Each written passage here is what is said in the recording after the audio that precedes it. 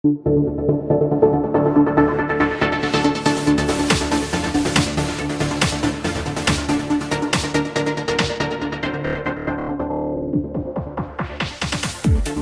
everybody, and welcome to another episode of Reluctant Hero Podcast.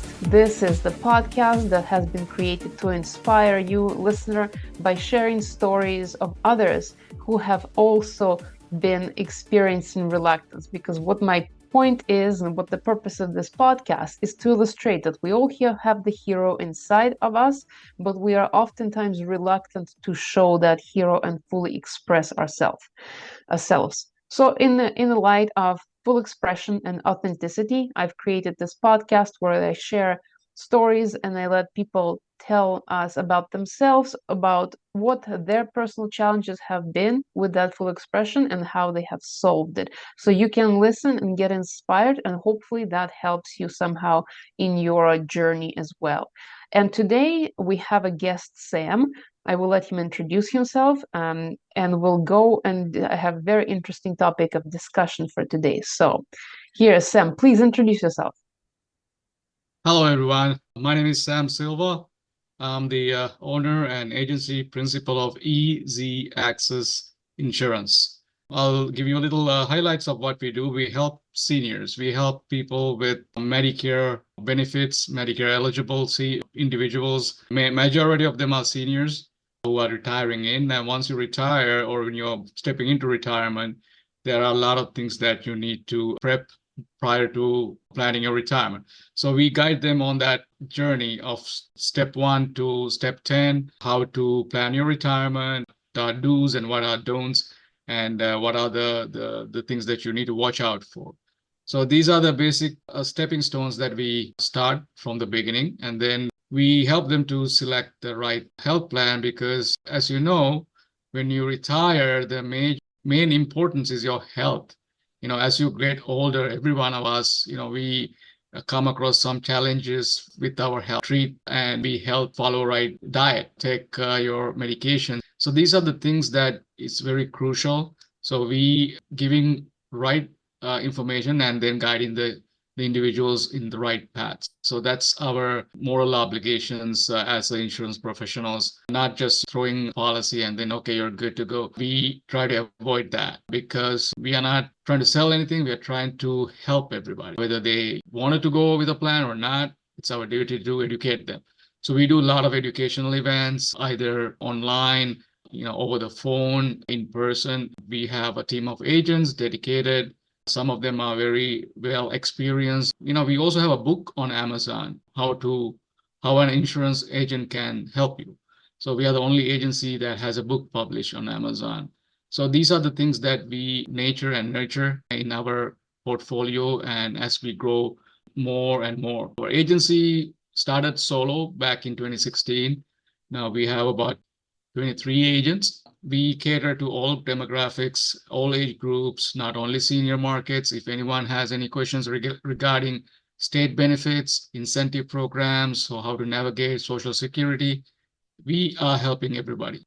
So that's pretty much what I do currently. So this is very interesting. You are in the business of caring for elderly people, and health-wise, that would definitely prevent full expression and could possibly cause the reluctance of the person to fully come out themselves. So it fits right into the conversation. And so briefly, how did you get started? How did you get into that? It was a surprising recruitment by one person named Mitchell. He was one former junior league baseball star in Texas. I don't remember where he was.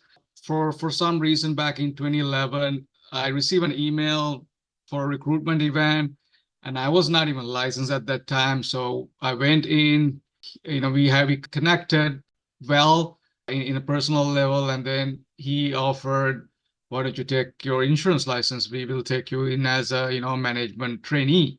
I was from a different background, so I had no idea what the insurance was. So because of the way, the approach and influence that he projected, I got my license. On the first setting, I passed it. It was a hard license to get.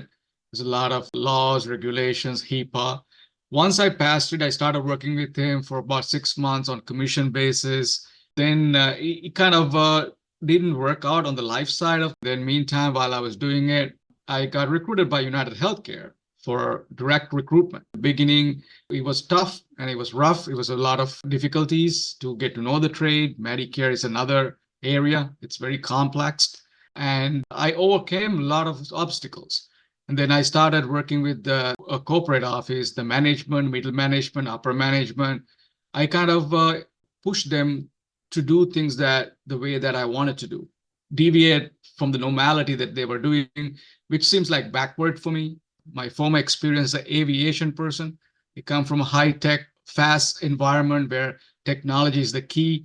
So when I first came into this Medicare industry back in 2012, it was rock, paper, scissors. It's like people are living under a rock. Still uses a pen, pencil application method. I said, what is this? I'm not used to this. You have technology, you have computers. Why don't you come up with a system? I keep on pushing these people. I said, listen, there's an easier way to get the applications done. DocuSign, use that. And they haven't even heard of DocuSign at that time. And then slowly, it takes about 2-3 years for them to get adjusted. By 2014, they came up with the first enrollment platform in the industry, for the lean platform. That's because of my influence.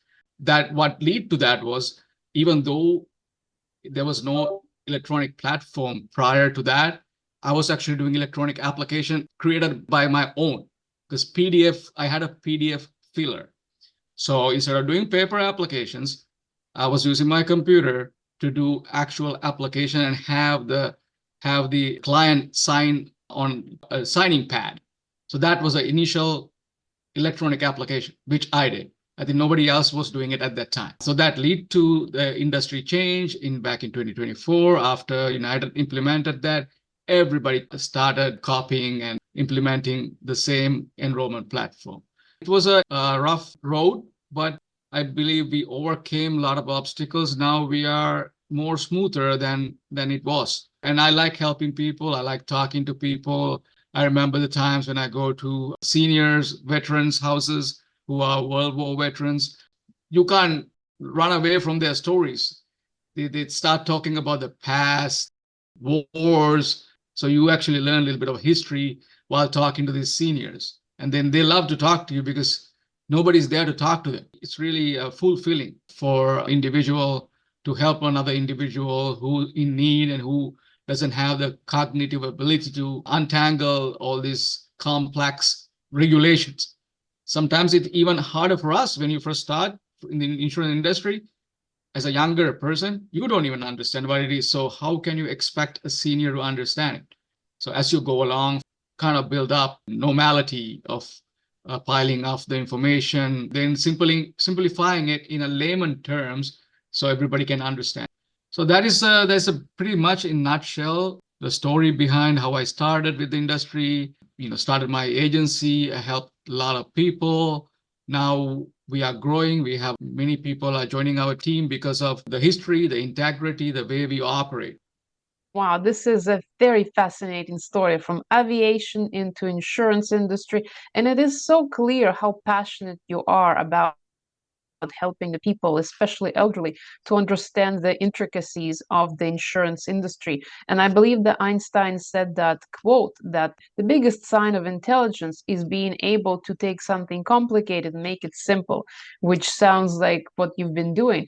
And it's interesting to also note that you've been using creativity to transfer your skills from aviation into your new industry and make bigger changes in it so that things could work better. That really helped from a different trade perspective, coming into another trade and using some advanced technology or resources that you have been using, you're accustomed to use, and transitioning that skills into another industry and making that industry grow in the right direction. That's what I did. I'm happy that it worked out well. A lot of people have grew into something that could be very profitable for them because of the changes in the technology.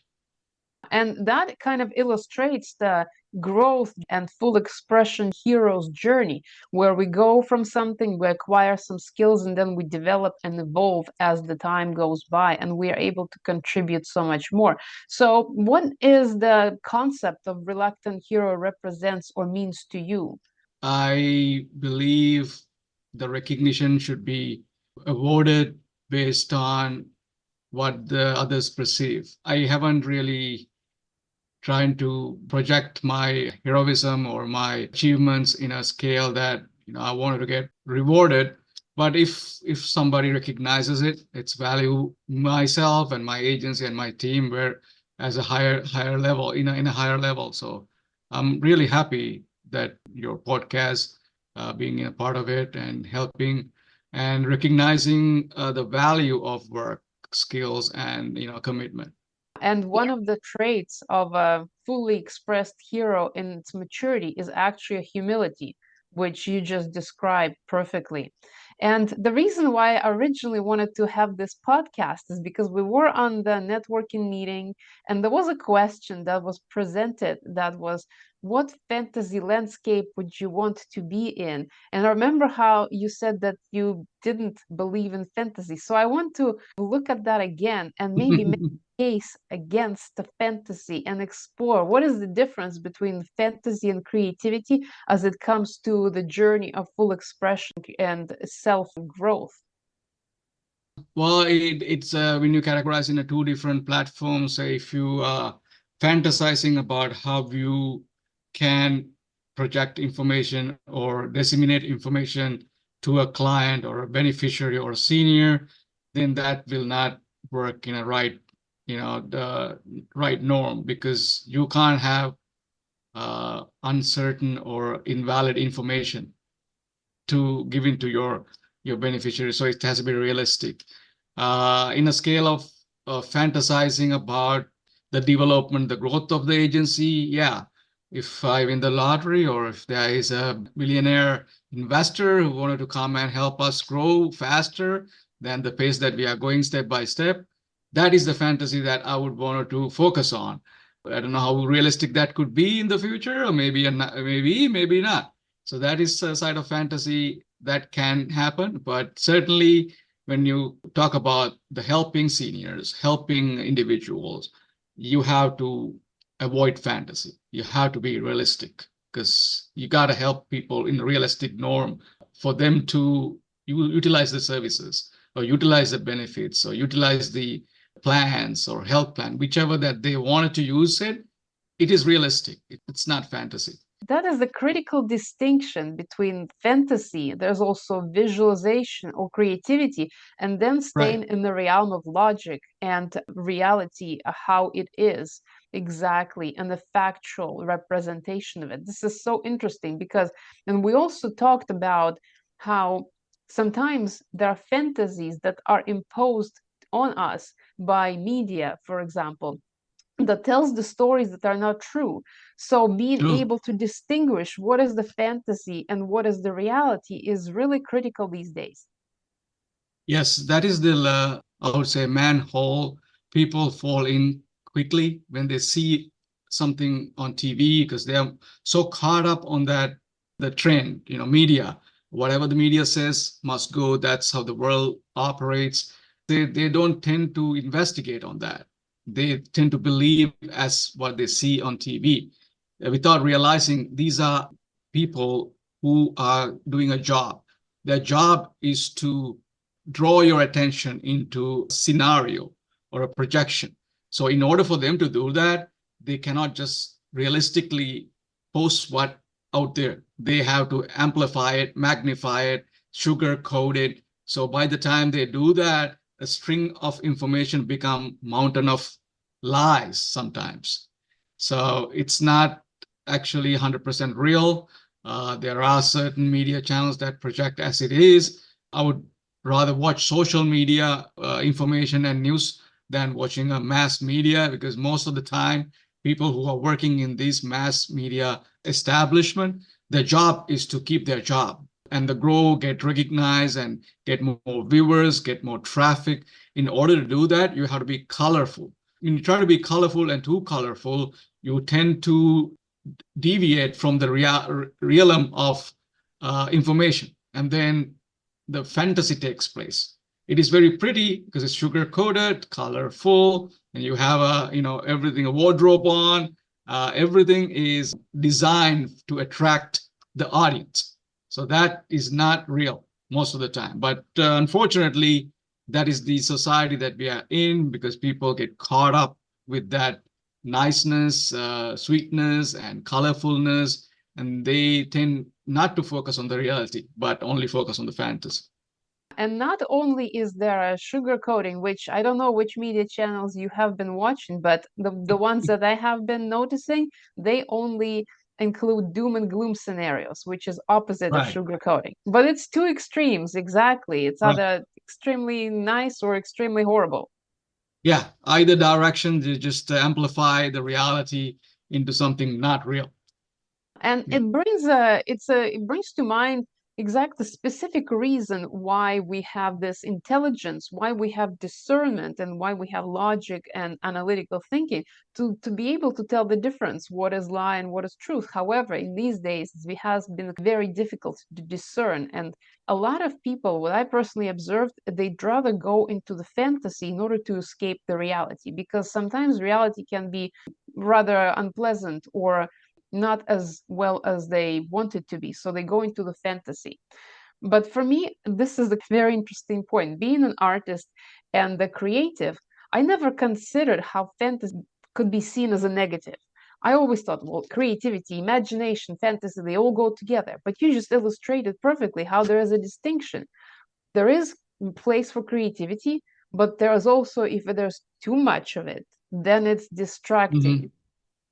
That's true. So in a way of creativity, I mean, it's good to be creative up to a certain extent. I mean, we encourage children to be creative. It's just a cognitive development skill.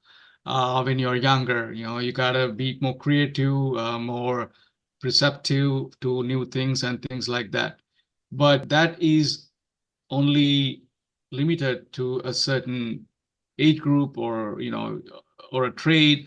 If you're an artist, you definitely have to be creative. So it doesn't apply to every industry, especially when we talk about mass media involvement.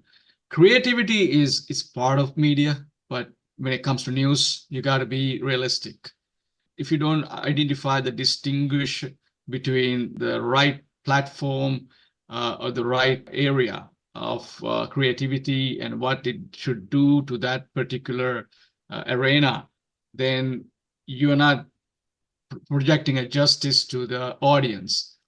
So I believe it has its advantages, but as also it has disadvantages based on the condition or the platform that you are in. Both are important. The logic is important and creativity is important, but obviously some professions cannot be as creative as others. Like you don't want to Yeah. have a creative lawyer, or you don't want to have a creative accountant or a Yeah. creative neurosurgeon. Those professions have to be following the rules precisely for the security and safety reasons and whatnot. Like aviation, you cannot be creative in aviation. Everything has to be done per specific instructions. So, Right. and this is actually an interesting point, because from the perspective of our growth, yes, we start as children, we have lots of creativity, then we grow into adults, and we're not as creative anymore, because the more often than not, we go into the jobs and systems that have been structurally established for quite some time. And so that limits people's imagination, and they kind of get into that route and stay there. But I believe there is still a reason to go back to that imagination of a younger person, even if Mhm. you are in the very logical profession. So if anybody is listening who is in these accounting profession, or very anything very logical and straightforward and analytical, I would like to make a case that the imagination is still important, maybe not in the job, but in different areas, in order to enhance the ability to fully express yourself through different ways. And what I'm talking here about is that state of being in the zone when time disappears and you feel your best. That brings out different aspects of ourselves. Have you encountered that kind of state where you're feeling so connected and so in the moment? Yeah, I usually do. Sometimes, depending on the mood, also, in a situations like when your mind is at ease and when you're focusing on maybe you're relaxing, you're having your moment with your friends and family, watching a movie. So that is a different aspects of life, apart from the work environment. Yeah, I certainly get caught up on certain, things when I see certain things. Sometimes the triggers in your subconscious, that's, I believe it's just getting attached to certain things. Yeah, it's just humans. We have our subconscious telling us, okay, this is good, and this is bad, this is bad. So that's a connection that we have. And that also being able to stay connected with imagination to some extent in specific areas enhances our quality of life. And I believe it also makes us more whole when we're able to include those elements, because being logical all the time and analytical can become very dry and Mhm. boring at times. So there needs to be some variety, there needs to be some imagination. Obviously, don't go into the fantasy full on, but one of the things that I believe really helps to dial that in is intuition. Intuition to sense what is true, what is right, what is too much fantasy, what is not enough fantasy. How do you perceive intuition? I try to focus and then analyze the situation first, and then I understand what it is, and then the reasoning behind it. Then I subconsciously process the information, visualize it, and then that's lead to actionable result. So that's pretty much how I do things. I'm a more of a factual person, and I tend to filter and analyze things than trying to be more sentimental or emotionally involved on things when it comes to day-to-day business or engagements, or a professional way of doing things. That has kept me up thus far without issues. So that's my point of intuition, how I look at it. It's a very logical and very analytical approach, which Yeah. definitely keeps you in reality. What is the factual, present, current state of things, which allows for clarity and understanding. It is totally makes sense. But sometimes I believe we also need to feel into things and see if there is any other information that is coming that might be in a different way other than the logical and factual. Have you ever had imagination show up for you while you work, or any kind of insights that come while you're doing your logical things? There were certainly some kind of phenomenal I experienced several times in my lifetime. It's like repetition of things. You seems like you're doing something now, which kind of subconsciously is showing you this thing you're doing right now. You have done it before in the past. It's kind of a phenomenal thing. You can't really explain scientifically how that happens, because you feel like you're repeating yourself from 2 weeks ago or maybe 2 years ago.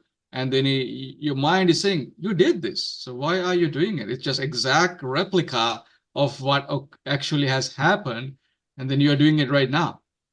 So, but Yeah, I think you're talking subconsciously, about deja vu. yes, similar to Yeah, that.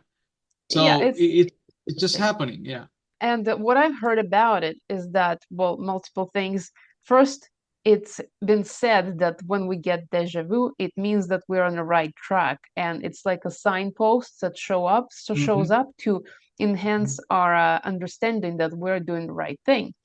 And the other thing, which is very kind of interesting from the perspective, and I'm not sure if I'm going to be able to paraphrase it correctly, but we are actually a little bit behind with our perception of reality than reality it is actually proceeding, based on quantum science, based on the measurements the from the technology that we have.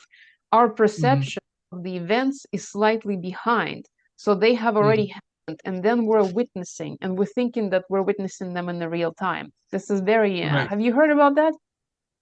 Yeah, well, if you look at the film Minority Report, and it just gives you kind of hints of the future as happening already has happened a couple of minutes ago. I mean, well, I'm a big believer in that because I remember I tend to have some kind of luck in avoiding danger on the road, even though I have a GPS on. I'm driving on the highway I-95 here, and then the GPS is directing you to exit at certain exit, exit 56 or whatever, 66. So there were times unintentionally either I exit earlier, sooner, and then I pass the exit and exit after the exit. So, and then later find out that particular exit had a major accident or something about to happen. Something has happened. So that avoids me from that danger. It's just that's what you say. It's like the events that already has happened, occurred, and just giving kind of a signal to your subconscious. I mean, I'm not purposely doing it. It just blocking the subconscious from following the instruction and then kind of telling you to turn before or turn after. So it just happened in an automatic scenario. So here we have a exact representation of how fluid a reality actually is. We think we know what it is that we're dealing with, and we're trying so hard to connect with this factual, logical way with this reality. And yet at the same time, the science shows us that the reality might be preceding us. There is intuition, there's deja vu, there's all kinds of things that are not really easy to explain that are happening to us all the time. And yet, Right. we're trying to maintain this stability in our lives and straightforward approach. Yes. And I find I that mean, sometimes it can be difficult to maintain that when life moves like a river. yeah. Yeah, there's also waves, ups and downs. This it's not a calm water all the time. There's a waves on the in the river, like the sea, just move ups and down. These are the challenges that you come across. Sometimes things doesn't work the way you want. You gotta do the right by what you believe in, and that will kind of get you to your goals. I believe that's how the life is. There's no straight line, a straight perception, but it's just so different when the perception is not actuality. It's so different. And there's an argument also that we should go against the flow of the river because we always have to push and we always have to strive and work really hard. But then there is another school of thought where you are one with the river and you navigate in it as expertly as you can instead of going up against the stream. And what we've just been discussing is that it's much easier to go with the river and navigate it with your skills Hmm. than to swim against it. Yeah. Well, the typical example of the lifelong journey of the salmon who swim upstream, how difficult it is for them to, migrate to the place of birth. And then most of the time, percentage of them kind of fall off and die. It's just a typical life example of how difficult it is to go against the current or the stream. So you got to go flow with it, with the current and the flow with the stream of the river, and then navigate it in a right direction. That will make things easier and simpler in the future for everybody. And there's an argument that we all sort of like salmon because we never end up in the same shape as when we started Hmm. at the end of life. And so Hmm. maybe we are all swimming upstream because we changed so much. But at the same time, I believe it's waste of resources if we were to be swimming upstream. Yes, we will be Hmm. changed by being engaged in the river of life, but I think going with the flow is trusting the river, and going against it is the opposite of that. Yeah, that is very true. That is very true. And so, in the light of the full expression and the hero's journey, these are the kind of things that we deal with. There is a bend in the river. There are things that are unpredictable. Sometimes the current is stronger than other times, so we have to use all of our skills. And then there is a need for staying logical, and then there is a need for creativity, and we have to merge and combine and integrate all these aspects. If you really look at the journey of hero's journey, the life's journey, it's quite complex. But one of the things that I've noticed is that collaborating with others makes that journey so much easier. Yes, definitely a big believer of teamwork because you can't really do everything by yourself. I experienced that in a real life aspects of things as I still do it, but trying to do everything in-house by one person, whatever for example, the business that I do, I am the owner and I'm responsible of maintaining it, navigating it, financial, administrative work, marketing, recruitments, compliance. It's a banded up amount of responsibilities. Sometimes you need to designate those responsibility to another reliable person. It's really hard to find a reliable person, but once you have that person, then you kind of feel relaxed and relief because you have somebody that can take part of your responsibility, then that gets you that focus that you need to focus on the areas that you wanted to focus more. I have experienced that in real life. I'm glad now I have a team and certain people have certain skill set. Now I have another partner who's also an agent. It gives me a little leg room instead of me doing all the way from start to end. I just do it the start and then I hand it over to the next designated person that can take over and do that task more effectively. So when you break it down and give that, transfer that responsibility to designated person, then it is easier for you to navigate. So Exactly. yeah, And that is also a trust. Delegating is trusting the others, just like you trusting the river current. And also having the delegation in a team means having multiple people with different strengths that, when combined, create a much yeah, bigger aspect, much bigger results, and much better collaboration. yeah, true. And Yeah. what would be your message to anybody who is in this very logical, very analytical profession, and they might also have this constriction with creativity, with thinking imaginatively and fully expressing themselves and having this reluctance? What would be your message to them? I would say go with your guts. Don't get caught up with a lot of restrictions. Keep in mind the major important factors that you need to deal with, and then always seek support from a experienced person who has the skill set, experience, and know how to combat these obstacles. So then you can be more creative, can be more free. You can explore and innovate your own ideas in on how you can serve your clients or develop and then grow. The rules are there, but solely trying to depending on rules, trying to follow every rule to its core, sometimes kind of holding you back, kind of stagnate you from achieving your goals, being creative. So you need to always have a guidance. You need to have some kind of advocacy or some experienced agency principle that can back you up, that can show you the way, that can give you the right guidance on how to do things.